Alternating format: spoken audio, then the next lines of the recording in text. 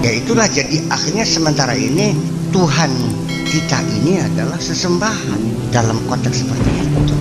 Bukan sang pencipta alam yang berkuasa mutlak. Ya kan begitu? Yang berbuat sekehendak dia, memilih sekehendak dia, menentukan sekehendak dia, dan dia tidak perlu disembah. Aku adalah Tuhan. Limanil mulkul yawm lillahil wahidil qahar. Paham begitu? Kita ini bukan menyembah, mengabdi. Ibadah itu mengabdi. Ma khalaqtul jinna wal insa illa liya'budun, untuk mengabdi, bukan menyembah, mengabdi.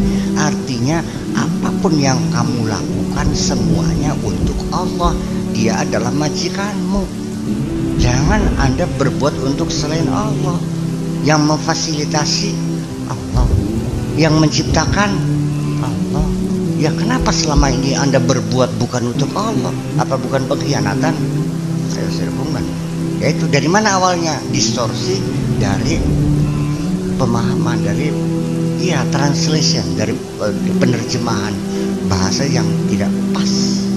Makanya pemikiran seperti ini perlu dikembangkan kembali, koreksi terhadap pemahaman yang sudah. Jangan take for granted bahwa apa yang kami yakini sudah benar.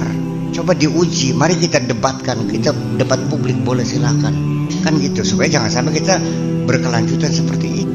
Iya, sehingga kalau ibadah itu arti menyembah Allah, maka ujung-ujungnya terfokus pada seremoni-seremoni agama, sholat, zikiran, ya kan gitu, seperti itu. Aktivitas kita sehari-hari membangun kemakmuran bersama tidak masuk dalam ibadah nantinya. Akibatnya sing beribadah kiai baik, bupati mah beli beribadah kan, itu persoalannya. Jadi yang mengklaim akulah orang yang beribadah adalah orang yang punya ilmu tentang agama, yang menekuni seremoni-seremoni, imam masjid, imam tahlil kayak gitu ki. Iya kan?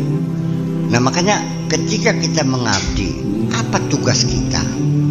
Sebagian tugas kita antara lain seremoni termasuk, karena itu adalah kontak batin ya setiap saat. Makanya frekuensinya cukup tinggi juga ya, sehari 5 kali kita berkomunikasi dengan Allah tuh, supaya jangan tersesat jauh kan gitu.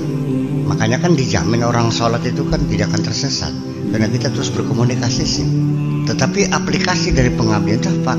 Memakmurkan dunia ini, menciptakan perdamaian, stabilitas, kondusivitas, kemakmuran, persaudaraan, keamanan. Iya tapi kerja siapa ini? Ya kerja aparat, kerja tatanan sosial itu. Nah ini kan akhirnya ujung-ujung kan melas ning wong tani, wong macul, wong baru. Sepertinya mereka itu lalu kan terjadi digugat atas dasar apa Anda ngelamun suarga. Disitulah dibedakan pekerjaan dan ibadah.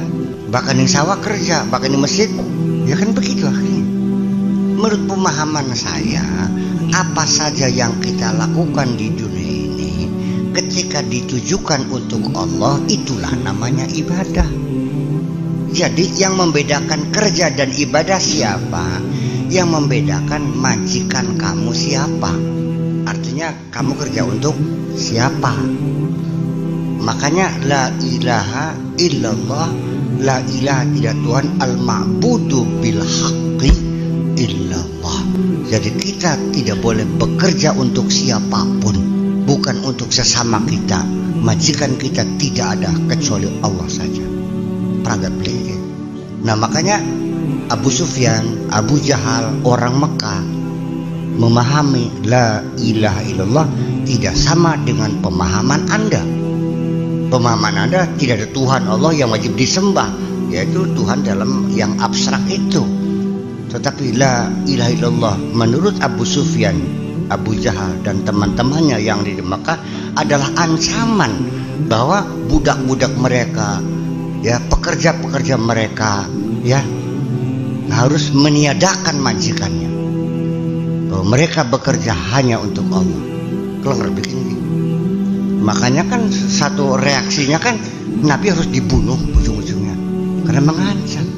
Kalau pengertiannya tidak ada Tuhan kecuali Allah dalam artian sembahyang, saya kira tidak akan sebesar itu reaksinya. Ayo, paham belum?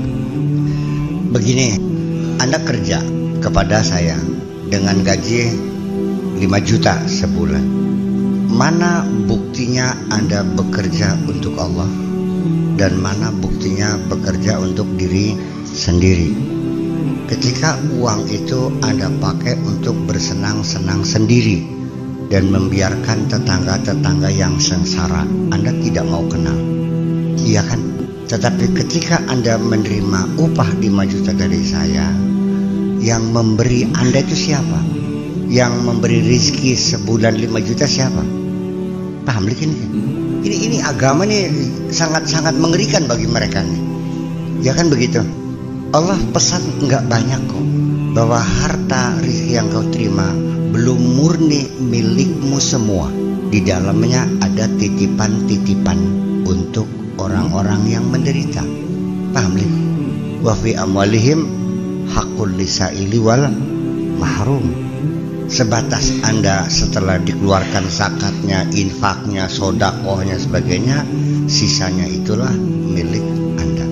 Bisa terjadi yang dimanfaatkan hanya 2,5 juta, yang 2,5 jutanya dikembalikan kepada mustahiknya 50%. Itu para sahabat seperti itu. Makanya kemakmuran dadak sontak meningkat, melonjak luar biasa ketika masing-masing memberikan infak yang begitu besar. Paham belum? Ketika kita orang kaya berinfak kepada orang-orang miskin, terjadilah kemakmuran. Wong dagang laris kabeh. Paham belum kan? Nah iya, kejahatan pun akan berkurang. Tetap ada berkurang. Kalau bilang mah enggak, tetap itu karena ketentuannya begitu, harus ada. Ya kan begitu. Nah, ketika saya sebagai majikan memberi tugas kepada Anda sebagai buruh saya melakukan sesuatu yang melanggar syariat, nurut atau tidak? Ancamannya kalau tidak nurut saya pecat. Nurut tak boleh. Ketika majikanmu adalah Allah, tidak ada urusan dengan majikan manusiamu itu. Oke, goodbye. Di situ teruji bahwa seseorang apakah betul mengabdi kepada Allah atau mengabdi kepada sesama manusia. Awas, kita disuruh mentaati orang tua, disuruh berbakti kepada orang tua. Sebetulnya berbakti kepada Allah. Allah memerintahkan berbakti kepada orang tua. Jangan melihat orang tua berjasa. Yang dilihat jasa Allah, kebaikan Allah. Pesan tolong hormati orang tuamu. Wabil walidaini ihsana. Anda taat kepada Allah, tak kepada orang tua, kepada Allah yang telah memesankan supaya mentaati orang tua. Apakah Anda mematuhi orang tua secara mutlak? Tidak. Ketaatan yang mutlak tetap hanya kepada Tuhanmu. Ketika orang tua Anda memaksakan Anda mengajak sesuatu kemusyrikan, nurut atau tidak? Nah, itu persoalannya. Wa in jahadaka ala an tusyrika bi ma laisa laka bihi ilmun fala tuti'huma. Tetapi di dunia tetap kita harus baiki saja. Wa sahibhuma fid dunya ma'ruf. Itu persoalannya. Jadi kita ada kejelasan di sini hidup. Seorang yang beriman itu hidupnya ada kejelasan. Ya kan begitu. Kita berbuat baik kepada orang karena kita dalam rangka mengabdi kepada Allah. Ketika orang yang kita bagi kurang ajar, kecewa nggak kita?